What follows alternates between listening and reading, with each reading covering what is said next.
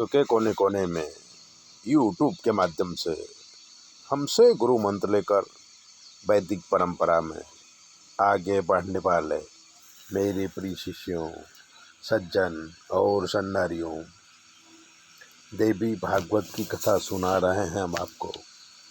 इसलिए चैनल को सब्सक्राइबर करिए, लाइक करिए, और अगर आपके जीवन में कोई कष्ट है तो 9825200108 पर फ़ोन कर लीजिए। हम आपको बताएंगे कि आपके ग्रह नक्षत्र कैसे हैं और आपको क्या करना चाहिए। महिषासुर और रक्तपीत की उत्पत्ति की कथा आज करेंगे। व्यास जी राजा जन्मेजय को देवी भागवत की कथा सुना रहे हैं। व्यास जी बोले कि हे राजन, पूर्व काल में महिषासुर नाम का एक राजा था। उसने ब्रह्मा जी को प्रसन्न करने के लिए तप किया, तो ब्रह्मा जी ने वरदान दिया कि तुम किसी के हाथ से नहीं मरोगे, तुम्हारा वध एक स्त्री करेगी, कोई भी पुरुष तुम्हें मार नहीं पाएगा। जन्मेजय राजा ने पूछा कि महिषासुर किसका संतान था और कैसे पैदा हुआ, पूरी कथा आप हमें सुनाओ। व्यास जी कहने लगे कि महाराज दानु के 2 पुत्र हुए, रंभ और करम्भ। दोनों को कोई संतान नहीं थी, तो दोनों ने पुत्र प्राप्ति के लिए कठिन तप किया।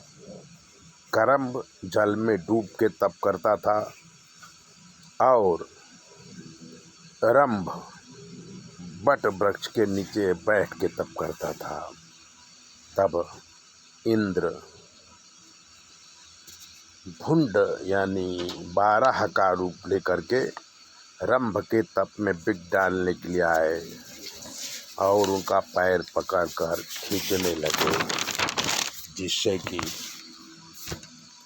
रंभ की मृत्यु हो गई। भाई की मृत्यु से करम्भ बहुत दुखी हो गया और अपना सिर अग्नि में होमने को तैयार हो गया।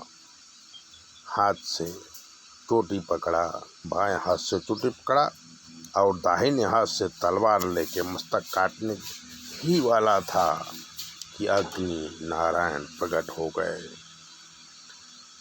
और उसे रोका और कहा कि जिस सुंदर स्त्री पर तेरा मन आएगा उसी स्त्री से पुत्र प्राप्ति होगी।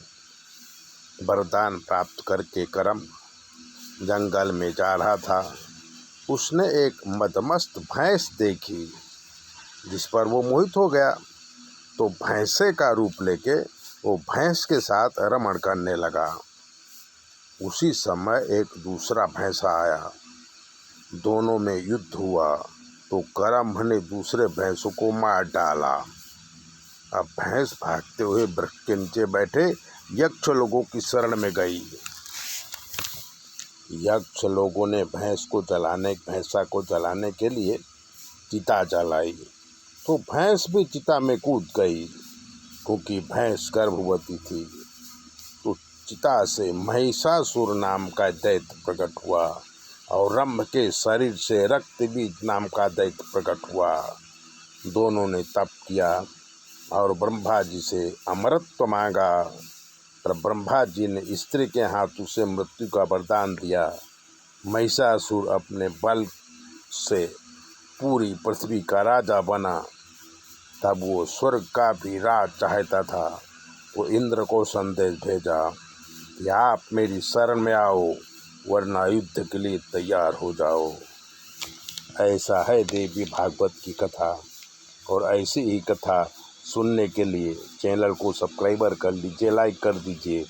और अगर आपके जीवन में कोई कष्ट है तो 9825200108 पर फ़ोन कर लीजिए। हम आपको बताएंगे कि आपके जीवन में क्या कमी है और आपको क्या करना चाहिए। चैनल सब्सक्राइबर ज़रूर करें। जय भोले।